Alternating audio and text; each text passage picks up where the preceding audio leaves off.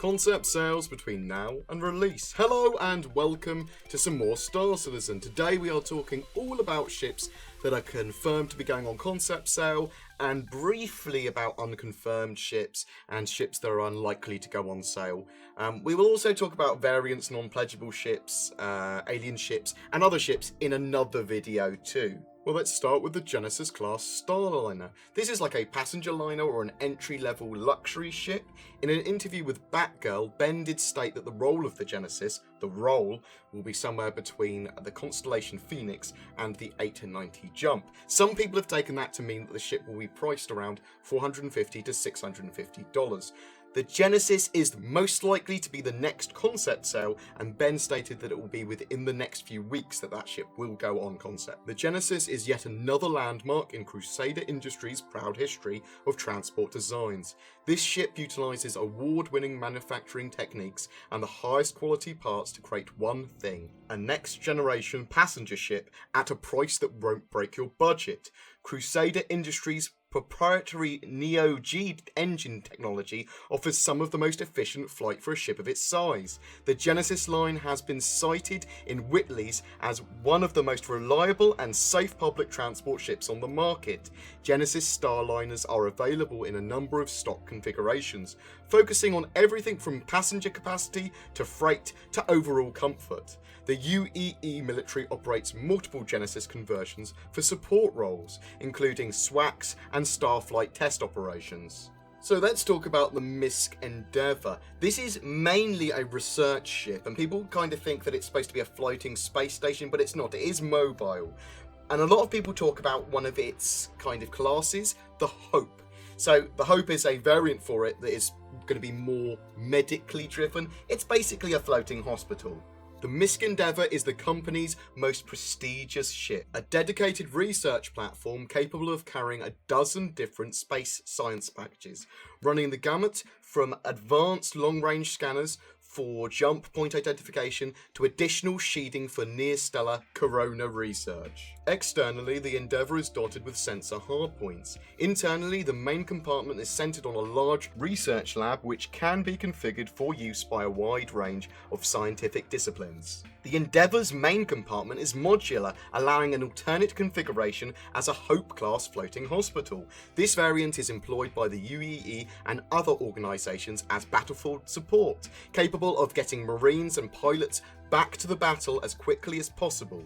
When outfitted as a hospital, the Endeavour's docking bay is capable of maintaining a single Cutlass Red ambulance. The Endeavour also has found its way into the service of less reputable organisations, where it can be modified for everything from narcotics production to black market surgery. There is no hard price on the Endeavour yet, but it is the only ship left that I would consider pledging for before release for me personally.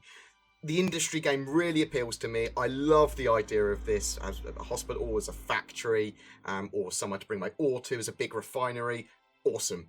Right, let's move on to the Espera Prowler. This is a boarding ship. Now, again, have no idea about the price, but let's tell you about the fluff and you can make your own decisions.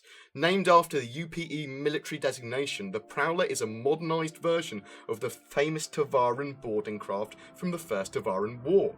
With the recent discovery of the lost Tavaran planet in the Cabal system, Esperia's engineers were given unmitigated access to examine the preserved ships found in several of the caches before meticulously recreating the design choices. The Prowler's effectiveness as a rapid personnel deployment vehicle was mainly due to its silence. The boarding was constructed using a variety of techniques to minimise its signatures and to get close to unsuspecting vessels before quickly deploying their boarders via EVA. With the updated Prowler model, you will find the perfect fusion of two cultures: the elegance and effectiveness of the Tavaran war machine, combined with the reliability of the modern UEE technologies.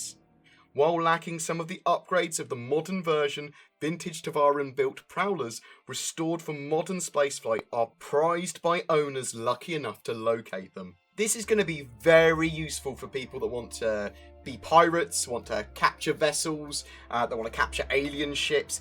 It's a stealthy boarding ship that is basically going to become a big pirate ship. Let's face it, everyone's going to go, "Arr, I want to be a pirate on my Prowler." And possibly not with that West Country accent that I just did there, but it's very much a big pirate ship. Is going to be really useful against taking capital ships and stuff, and it's going to have massive military uses as well, not just for pirates. But I mean, let's face it, everyone's going to be a troll in it. It's incredibly stealthy. You're going to be able to sneak up on people, even if you're not a pirate. Just the hilarity of just going up to miners and going, "Hello," and they go, "Ah, he's going to take my ship." Stuff like that. You can't put a price on that in the persistent universe. Right, let's talk about the Dragonfly. This is a space motorcycle, and it's one of the ships that was voted on in the past that should it be made, should it be concepted, but other ships won out. And it seems that the Dragonfly almost didn't make it. It wasn't going to really come to concept, but Ben Lesnick and Chris have both championed it through, it seems. You don't so much climb into a Dragonfly as you do put it around you. In short, it's the closest thing to strapping an engine and weapons mount to your spacesuit. Or, as the advertising campaign claims, it's the closest thing to riding the vacuum yourself. Occupying somewhere in the pantheon between a snub fighter and an Aurora, the Dragonfly is a speedy, manoeuvrable, ultralight, designed to be cheaply constructed in large numbers and to be readily customised by hobbyists. Dragonflies have become the favourite of a particular brand of enthusiast that frequently gathers together to share their modifications, off-track race, and other less legitimate hobbies. It sounds to me very much that you're going to have to carry lots of Dragonflies on some ships, making ships that are even relatively small into pocket carriers. I love the idea of having a good squadron of these on my ships. People that want to be biker gangs, pirates are going to love these. I just think these are going to be absolutely great. And just to have a small contingent of them on a ship, on like maybe you can fit like 5 or 6 into one bay. Well, that's probably too many. Maybe like 3 into like a single small bay. That would be awesome, because you could then have just loads of ships swarming enemies. Oh, I really like the idea of the Dragonfly, especially if it's really moddable, so you can put like one big gun on it, or even just to swarm enemies, scare enemies, get help.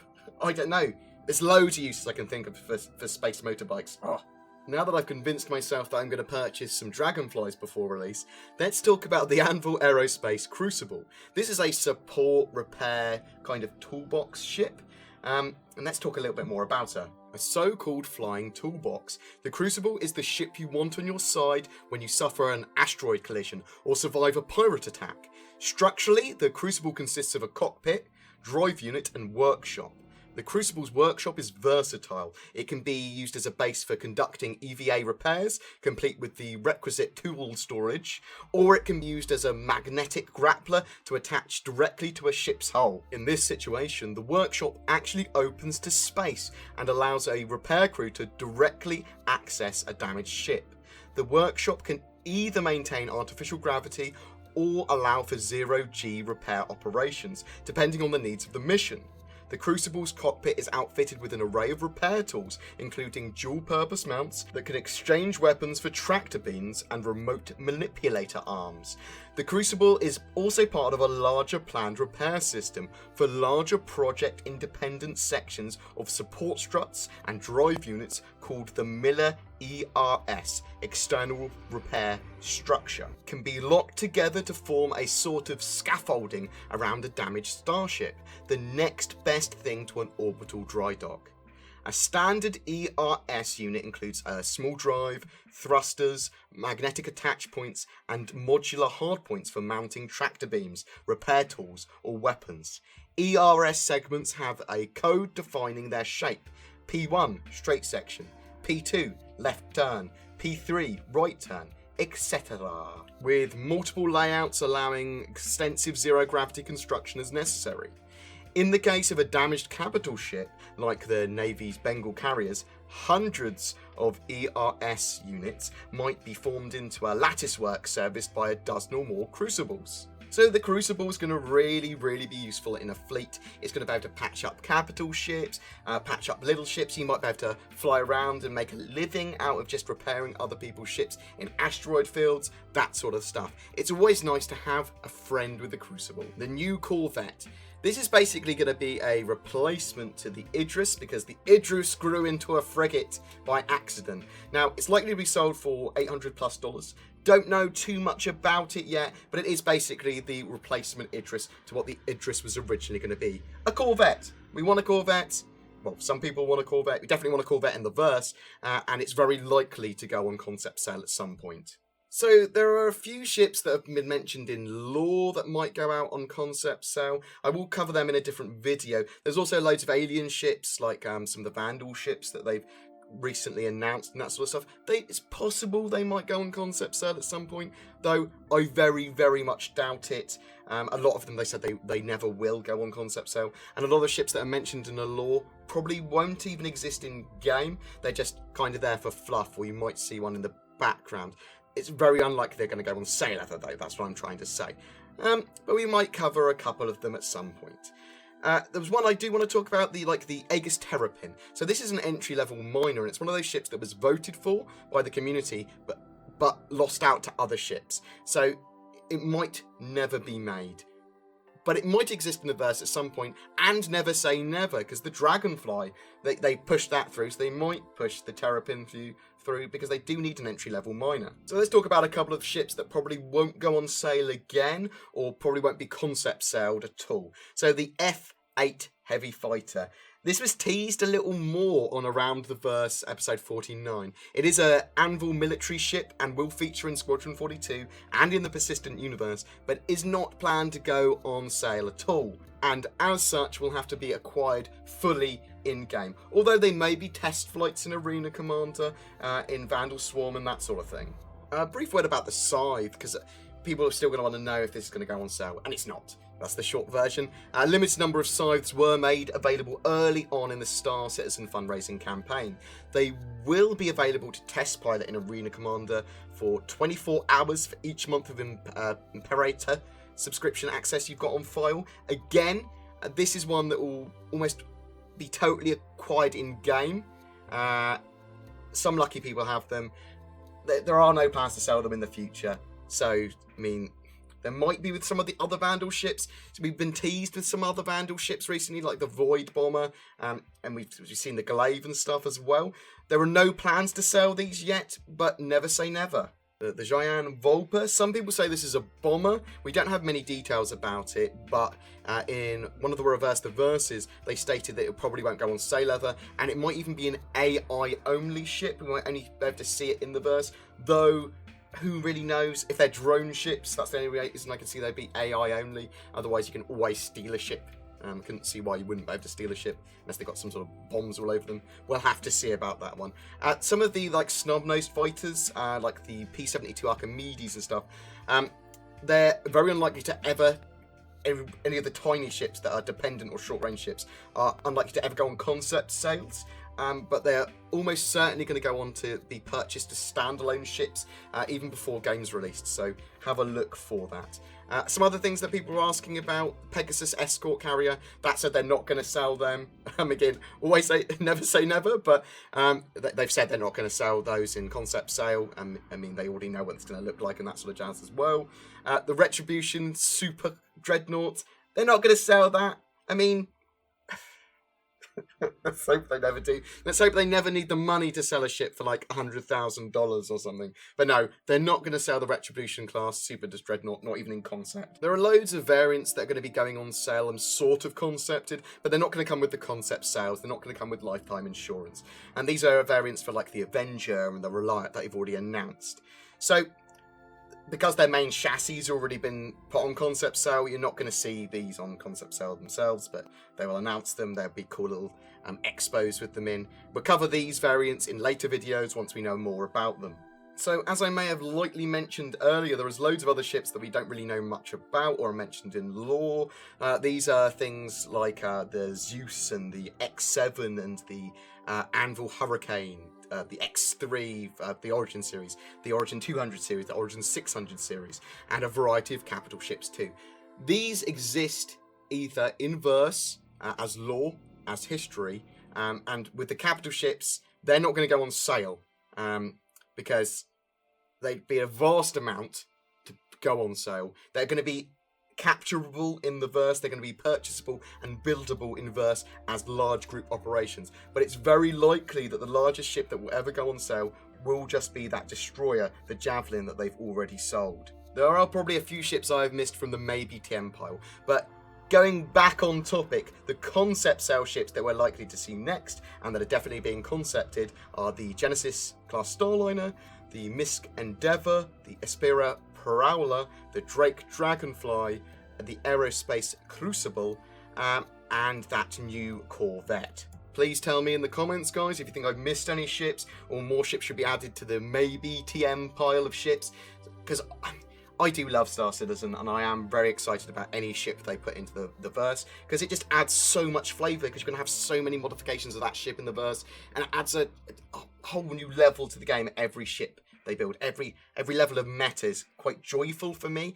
A lot of people are going to be losing their hype now. Their hyperdrives, lols, are going to be down or running low, mainly because we're still waiting for Star Marine. It's a long time between releases occasionally. The version of Arena Commander we've currently got, or Star Citizen 1.1.3, is a little buggy, and did require a lot of going and finding your own fixes for. It crashes a lot. So for a lot of people, this has diminished their hype. And it's annoying, because it's true of all of us. For me though, I look at this stuff, I get time to research a lot of the stuff, a lot of the history, and get to look at all the ships that they might be making. And then they occasionally have the stuff like the leaks, which show people that they're actually doing a lot of stuff. There is a lot happening with Star Citizen, and it's a shame that it can't be given to us when we want it. But if we were given a buggy piece of shit, or ships that weren't ready to be even shown to us in concept, it wouldn't be very fun for us. It would probably give us less hype. It'd be like, well, what are they working on?